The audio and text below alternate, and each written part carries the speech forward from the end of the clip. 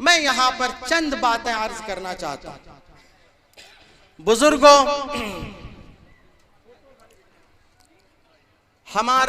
हमारी उम्मत मुश्किल हालात से गुजर रही है। फिलिस्तीन के हालात ने ज़हन और दिमाग पर बहुत ही गहरा असर डाला, और जो जितना ज्यादा वाकिफ है उतना ही ज्यादा परेशान भी है। अल्लाह तबारक व तआला की कुछ सुन्नतें हैं, उन सुन्नतों में आजमाइश भी अल्लाह की एक सुन्नत है। कौमें आजमाइशों में मुब्तला होती हैं। इन आजमाइशों के भी बड़े फायदे हैं। कुछ फायदे ये हैं कि गूदा और छिलका अलग हो जाता है, घुन और दाना अलग हो जाता है। दुनिया ने ये जो इदारे हैं, दारुल उलूम देवबंद है, दारुल उलूम वक्फ देवबंद है, मज़ाहिर उलूम है, नदवतुल उलमा है, और सारी पूरी दुनिया में मदरसों का निज़ाम है, या ये जो यूनिवर्सिटियां हैं, अलीगढ़ यूनिवर्सिटी है और जामिया मिल्लिया है और दुनिया भर की यूनिवर्सिटियां हैं, या स्कूल हैं, छोटे पैमाने पर मकतब हैं, ये क्या करते हैं? ये अफराद बनाते हैं, रिजाल अफराद तैयार करते हैं। ऐसे अफराद जो कौम का दर्द लेकर के खड़े हो सके, ऐसे अफराद जो सिर्फ अपने खाने पीने में उलझ करके न रह जाएं, ऐसे अफराद जो खुद सही बने और दूसरों को सही करने की कोशिशें करें। ये जो रिजाल हैं, ये जो अफराद हैं, आज हमारा सबसे बड़ा मसला उन अफराद का है। हम जब अफराद की बातें करते हैं तो हजरत सहाबा को लाते हैं कि रसूलुल्लाह सल्लल्लाहु अलैहि वसल्लम ने ये अफराद तैयार किए, ऐसे ऐसे अफराद तैयार किए। हजरत अबू बकर सिद्दीक रज़ी अल्लाह तआला अन्हु को तैयार किया, हजरत उमर फारूक को तैयार किया, जिसने दो अंपायर को के तख्त को उलट करके रख दिया, और बहुत से नाम हैं। लोग कहते हैं कि भाई वो तो पुराने लोग थे, अब कहां हैं? हम कहते हैं यह उम्मत जिंदा उम्मत है।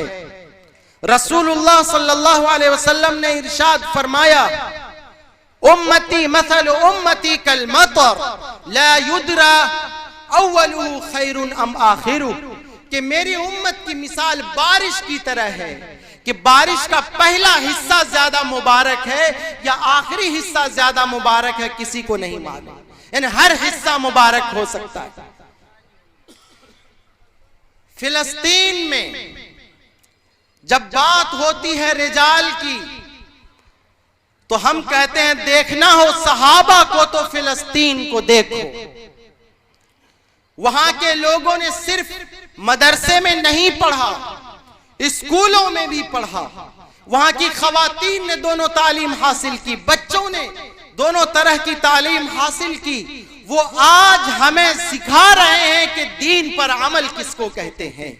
जख्मी खातून, मलबे के नीचे दबी हुई खातून जब निकलती है, लोग उसको निकालते हैं और निकलने से पहले अपने दुपट्टे को संभालती है, अपना पर्दा ठीक करती है, तो वो हमारी औरतों को बताती है कि पर्दा किसे कहते हैं।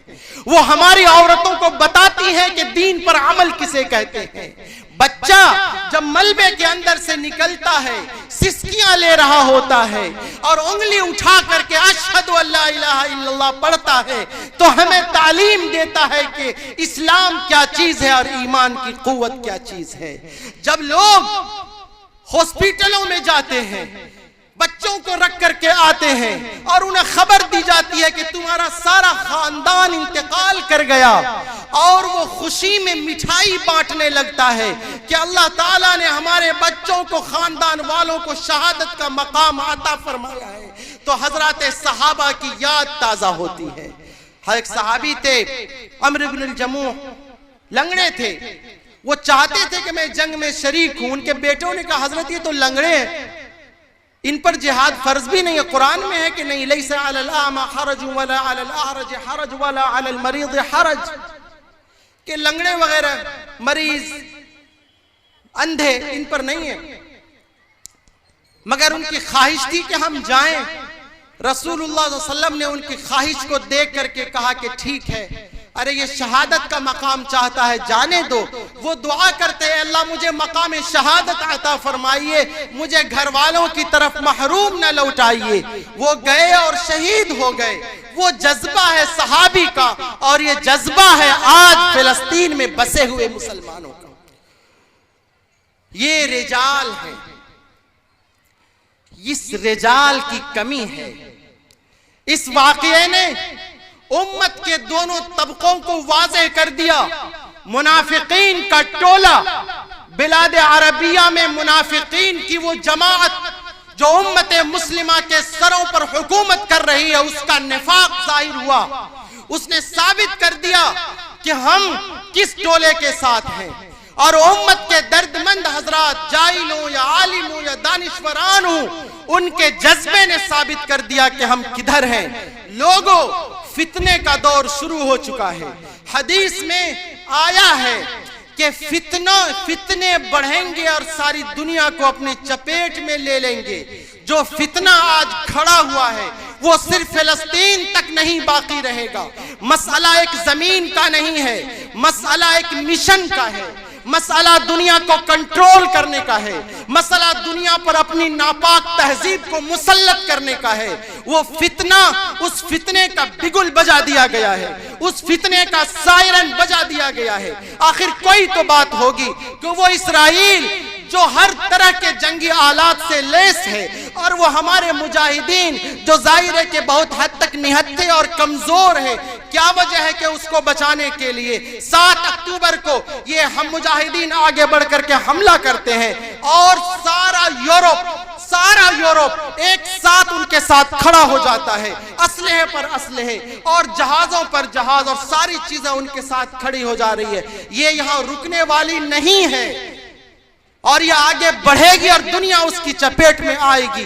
और जो मुनाफिकीन आज इस्राइल के साथ खड़े हैं, आप चंद सालों के बाद देख लीजिएगा कि जो हालात गज्जा पर आए हैं, वो हालात बिलाद अरबिया को अपनी चपेट में लेंगे। उस दिन उन मुनाफिकीन को सर छुपाने की भी जगह बिलाद अरबिया की किसी सरजमीन में नहीं मिलेगी। वक्त आया है कि हम अल्लाह की उस सुन्नत को समझें। वक्त आया है कि हम समझें कि क्या हमारे ऊपर ऐसा नहीं है कि ये जो मसला आया CAA NRC वगैरह का, जब वक्त मसला आएगा कि या तो तुम अपने मजहब को तब्दील करो, या ये है कि तुम तुम देश से बाहर निकाले जाओ, या तुम्हारी शहरियत खतरे में है, या तो लोग क्या करेंगे। वक्त है समझने का। हालात ऐसा नहीं है कि नहीं बढ़ रहे हैं। वक्त है उस ईमान की ताकत को मजबूत रखने का, वक्त है संभलने का, वक्त है उस ईमानी कुव्वत को अपने अंदर पैदा करने का कि हम तमाम मुश्किलात को झेल लेंगे, लेकिन वो ईमान की रोशनी जो हमारे सीनों में है, किसी भी कीमत पर उस ईमान का सौदा नहीं करेंगे। ईमान वाला बंदा जिसका यह अकीदा है कि हम जो कुछ भी कर रहे हैं हमें उसका हिसाब देना होगा। ईमान वाला बंदा जो ये जानता है कि असल नेमत तो जन्नत की नेमतें हैं, असल नेमत तो आखिरत की नेमतें हैं, जिसके बारे में रसूलुल्लाह सल्लल्लाहु अलैहि वसल्लम ने इरशाद फरमा दिया कि ऐसी ऐसी नेमतें वहां पर हैं जिनको न किसी आंखों ने देखा, जिनको न किसी कानों ने सुना और जिनका ख्याल किसी इंसान के दिल पर नहीं आया, वो जिंदगी वहां नसीब होने वाली है जो जिंदगी कभी खत्म नहीं होगी, वो नेमत जिसको कभी जवाल नहीं है, वो मकाम जन्नत का जहां रसूलुल्लाह सल्लल्लाहु अलैहि वसल्लम का दीदार होगा, जहां खुद अल्लाह तबारक व तआला का दीदार तमाम अहले ईमान को नसीब होगा। क्या उन नेमतों के पास जाने से ईमान वाला डरेगा? क्या डरेगा ईमान वाला वहां जाने से? वक्त आ गया है कि हम समझें। अभी हजरत मुफ्ती साहब ने फरमाया था कि हम कम खाएंगे मगर बच्चों को पढ़ाएंगे। हम बताएं, हमारे समाज में जो फजूल खर्चियां आई हैं, उन सिर्फ फजूल खर्चियों पर थोड़ा सा कंट्रोल कर लें तो न सिर्फ ये कि हम बच्चों को पढ़ा सकते हैं, पूरे समाज को हम पढ़ाने पर कादिर हो जाएंगे। हमने जिंदगी का, इस्लाम का तसव्वुर ही गलत अपने जहनों में कायम किया हुआ है। मौत से तो हम ऐसे डरते हैं जैसे कि हमें कभी आनी ही नहीं। जैसे कोई काफिर और मुशरिक डरता है मौत से, हम उसी तरह मौत का नाम लेने से घबराते हैं। हम ये भूल जाते हैं कि मरने के बाद ही उस रब से हमारी मुलाकात होनी है, जिस रब की मोहब्बत में न हम सर्दी को सर्दी समझते हैं, न गर्मी को गर्मी समझते हैं। अल्लाह अकबर की आवाज के साथ हम दौड़ते भागते मस्जिद में पहुंच जाते हैं। जिस रब के एक हुक्म पर हम रमजान में सुबह से शाम तक भूखे प्यासे रहते हैं, जिस रब की एक हुक्म पर हम गुनाहों से बचते हैं, तमाम लज्जतों से हम बचते हैं, जिस रब के एक हुक्म पर हम हर तरह की परेशानियां बर्दाश्त करने के लिए तैयार रहते, क्या ऐसे रब से मुलाकात, ऐसे रब के पास जाने से हम डरें? उन उस मौत का हम इस्तेकबाल न करें, हम उस मौत को से डरे और उस रब से मुलाकात की कोई ख्वाहिश हमारे दिल में पैदा ना हो, ये हमें समझने की जरूरत है और अपने फिक्र और नजर को सुधारने की जरूरत है।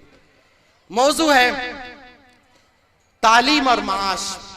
ये दोनों हमारे हजरत का इंतहाई पसंदीदा, इंतहाई तजर्बे से गुजरा हुआ और सारी दुनिया में जो आज इस्लामिक बैंकिंग का निजाम चल रहा है, सारी दुनिया में आपको खुशी होनी चाहिए और फख्र होना चाहिए कि हिंदुस्तान में सबसे पहली आवाज इस्लामिक बैंकिंग की और उसकी कामयाब नुमाइंदगी हमारे हजरत फरमा रहे हैं। और सारी दुनिया में जब इस्लामिक बैंकिंग की बात आती है तो उसमें हजरत की राय, हजरत खुसूसी तौर से बुलाए जाते हैं और हजरत की राय से दुनिया इस्तिफादा करती है। तालीम पर हजरत की कई किताबें, माशियात पर हजरत की कई किताबें हम हजरत से सुनेंगे। और हमें ये भी खुशी है कि हजरत के साथ हमारे हजरत मौलाना उमर आबदीन साहब भी यहाँ पर मौजूद हैं। हमारे हैं तो दोस्तों में, हैदराबाद में हम साथ रहे, हिंदुस्तान और हिंदुस्तान के बाहर कई कॉन्फ्रेंसों में हम लोग साथ रहे, मगर सही ये है कि मैं तो जहाँ का वहीं रह गया।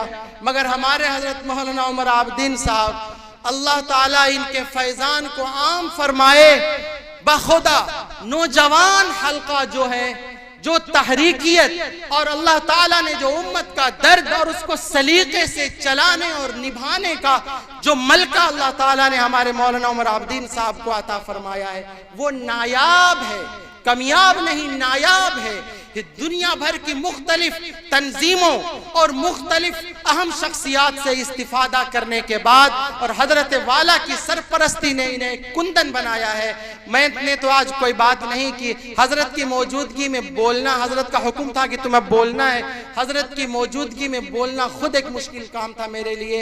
और हमारा वक्त ही नहीं, हमारा दिल, हमारी निगाहें सब हजरत के लिए, अपने मेहमानान के लिए फर्श राह है। मैं फिर से अपने अजीज दोस्त हजरत मौलाना मुफ्ती खालिद साहब कासमी मदनी और जनाब चौधरी सऊदुल हसन साहब जो यहाँ पर स्कूल कायम करने सबको और पूरे तमाम ही तरियावा के हमारे तमाम मजलिस इंतज़ामिया के लोगों को और इलाके के सारे लोगों को मैं मुबारकबाद पेश करता हूँ और हजरत की आमद को अपने लिए, अपने इलाके के लिए, इस सरजमीन के लिए नेकफाल समझता हूँ। अल्लाह ताला हजरत की आमद को कबूल फरमाए, हजरत और हजरत के मवाइज़ हसना से हम सबको इस्तिफादे की तौफीक अता फरमाए। हम सब सुनेंगे, अमल की नीयत से सुनेंगे और इंशाअल्लाह अपनी जिंदगी में बरतेंगे। मैं इसी बात पर अपनी तकरीर खत्म करता हूँ। व आखिरु दावाना अनिल हम्दुलिल्लाहि रब्बिल आलमीन।